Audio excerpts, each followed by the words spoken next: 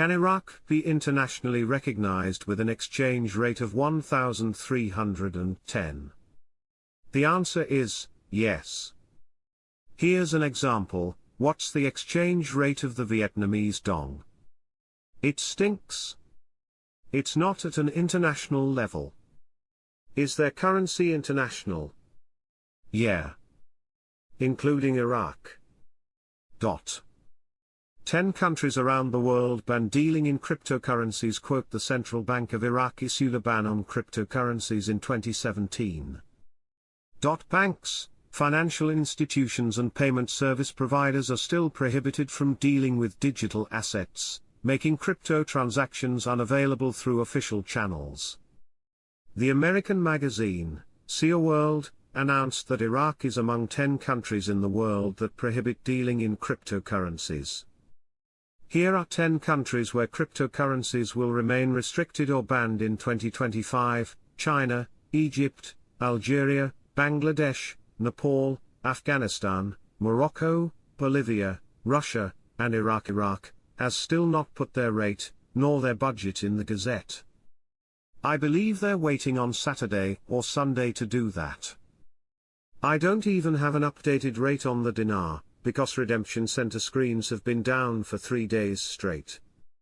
We know that the bank screens have been up, and that's fine, but it helps us to get the rates that are on the screen at the redemption centers. You guys heard what I said about the rate for the dinar that they should be offering us. I said, anybody that knows what a hundo is knows what I was saying, and we should get treated very favorably on the rates of all the other currencies. They said they voted on the 2025 budget schedules, but they haven't exposed it yet. Why? Because it's exchange rate oriented. I am hearing a lot of fun stuff from Iraq and from groups. Expectations are through the roof right now. I am almost afraid to tell you all how excited I am for the next few days and the next week or two. This roller coaster is bad enough, but I am quite literally bouncing today. I hope and pray we are through by next Saturday. Just a reminder, there is no contract rate that will be offered to you.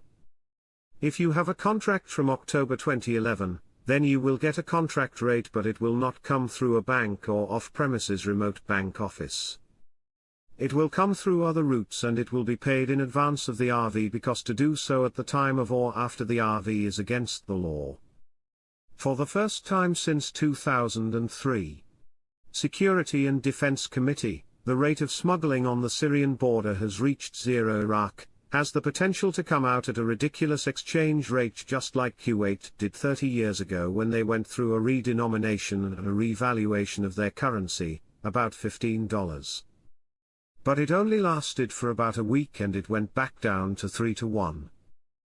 Emo. It was a window created for the whales and sharks to take advantage of. Iraq has learned from Kuwait mistakes. If you come out at a high rate like that, you destroy everything you worked to create, the security and stability of their currency. And it would destroy their economy, GDP, economic reform, monetary reform. Inflation would go up. I don't think we're going to see a ridiculous rate at the onset. But I think we'll see the same rate that is floating in the Middle East, which holds the most powerful currencies in the world, at 3-1 to the dollar. Trump makes a decision to prevent Iraq from importing gas and electricity from Iran. We know Iraq is working on getting its gas facilities up to speed for consuming and using their own natural gas products. As far as electricity, Iraq is going to need a bit of help from the US. You can expect the US to help build infrastructure in Iraq. In the long run, this will bring more stability to Iraq and stop influence from Iran. There needs to be a quick response to make this work. We have two world organizations, one is the World Bank, and one is the IMF. Those two organizations have held this up for us, and we need them to release it. And I believe that even now as we speak, those two organizations are being dismantled. I've been told we're 95% of the way that those two organizations, World Bank and IMF, are being dismantled. And the theory is that if they keep doing what they're doing to make that happen, then we could be ready to go and get notified over this weekend.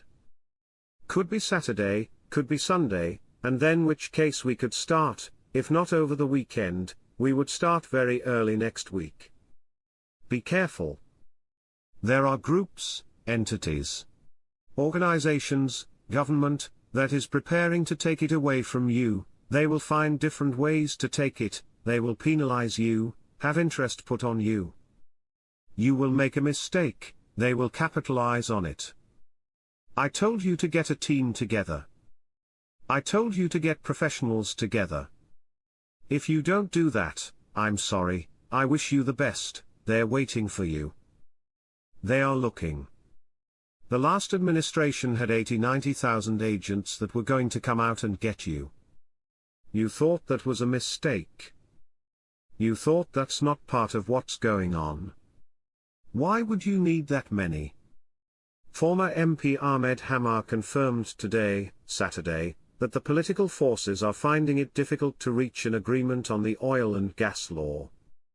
Hamar said in an interview with Al Maluma agency, the oil and gas law has been in the House of Representatives since 2007, but no formula has been reached that satisfies all the political forces participating in the successive governments until today, and it is unlikely that these forces will reach an agreement that will lead to the legislation of the law, indicating that the near end of the current parliamentary session, and the beginning of the election marathon. Its propaganda, and related preparations make it difficult to pass the law during the current period. He added, external agendas are also present in this issue, and it is not unlikely that this agenda is one of the reasons for not legislating the oil and gas law, which is one of the most important laws and has great economic benefit and interest for Iraq as a whole. It is noteworthy that political forces and representatives confirmed the intervention of the United States to prevent the approval of the oil and gas law because it conflicts with the interests of the Kurdistan region and to ensure the continuation of oil smuggling from the region, while former members of the House of Representatives indicated that the legislation of the law has become easier from a technical standpoint during the current stage. Standard & Poor's credit rating agency maintained Iraq's credit rating for local and foreign currencies for the long and short term at B/B with a stable outlook. This came as Iraq's foreign exchange reserves continued to exceed debt service obligations over the next 12 months, despite the significant risks arising from instability, weak institutional framework, and lack of economic diversification.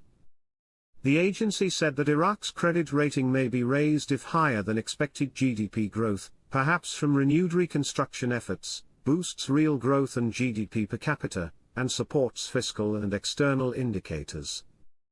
The Iraqi government is betting on achieving economic development by pumping $100 billion over 3 years into infrastructure and industrial projects in different regions of the country. At the same time, some doubt the possibility